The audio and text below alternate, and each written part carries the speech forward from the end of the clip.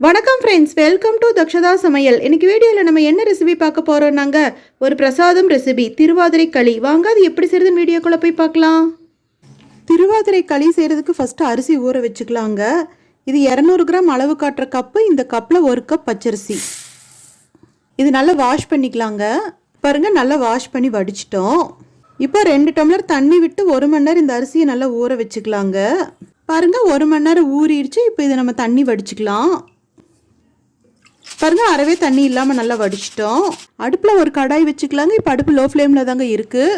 நம்ம நல்லா தண்ணி வடித்து வச்சு இந்த அரிசி இந்த கடாயில் சேர்த்திக்கலாங்க. அது கூடவே பாசிப்பருப்பு 2 ஸ்பூன் ஆட் பண்ணிக்கலாங்க.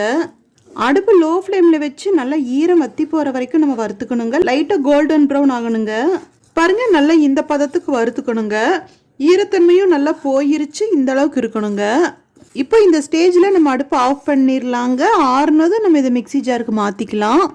பாருங்கள், எல்லாமே நல்லா ஆறிடுச்சு. இந்த மாதிரி ட்ரையாக இருக்குங்க. இப்போ இதை ஒரு மிக்ஸி ஜாருக்கு மாற்றிக்கலாம்.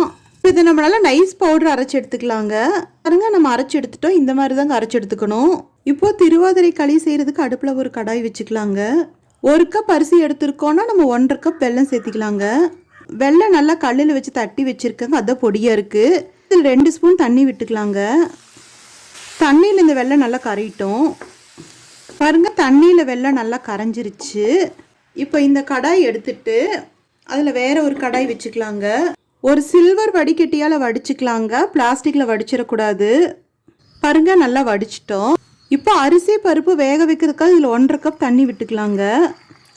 அடுப்பு நம்ம ஹை ஃப்ளேமுக்கு மாற்றிக்கலாம். பாருங்கள், நல்லா கொதிச்சு வந்துட்டுருக்கு. இப்போ நம்ம மிக்சியில் அரைச்சி வச்சுருக்கிற இந்த அரிசி பாசி பருப்பு சேர்த்திக்கலாங்க. கொஞ்சம் கொஞ்சமாக சேர்த்திட்டு கிளறி விடணுங்க. பாருங்க, அரிசி பருப்பு சேர்த்துனதுமே நம்ம இப்போ மீடியம் ஃப்ளேமுக்கு மாற்றிக்கலாங்க. சீக்கிரம் ட்ரை ஆயிரும். இதில் 1/2 ஸ்பூன் ஏலக்காய் பவுடர் சேர்த்திக்கலாங்க. ஏலக்காய் பவுடர் சேர்த்திட்டு நல்லா மிக்ஸ் பண்ணி விட்டுறலாம். பாருங்க, நல்லா கலந்து விட்டுட்டோம். இப்போ கொஞ்ச நேரத்துக்கு மட்டும் நம்ம இந்த அடுப்பு செப்பரேட்டாக வச்சுக்கலாங்க. 2 ஸ்பூன் நெய் விட்டுக்கலாங்க. இப்போ அடுப்பு மீடியம் ஃப்ளேமில் தாங்க இருக்குது. பாருங்க, நெய் ஹீட் ஆனது போதும். 10-15 முந்திரி இதில் சேர்த்திக்கலாங்க.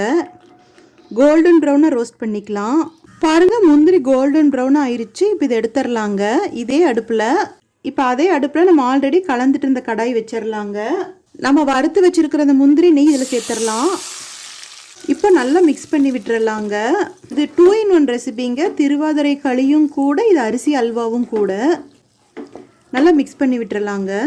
அடுப்பு லோ ஃப்ளேமில் வச்சு நல்லா கலந்து விட்டுக்கலாங்க. இப்போ நம்ம இந்த ஸ்டேஜில் அடுப்பு ஆஃப் பண்ணிடலாம். ஆறுனதுக்கப்புறம் இதை நம்ம நெய்வேத்தியமாக படைச்சிக்கலாங்க. நம்ம சேனல் பிடிச்சிருந்தா லைக் பண்ணுங்கள், கமெண்ட் பண்ணுங்கள், ஷேர் பண்ணுங்கள், சப்ஸ்கிரைப் பண்ணுங்கள். அப்படியே பக்கத்தில் இருக்கிற பெல் ஐக்கானையும் மறக்காமல் கிளிக் பண்ணுங்கள். தேங்க்யூ.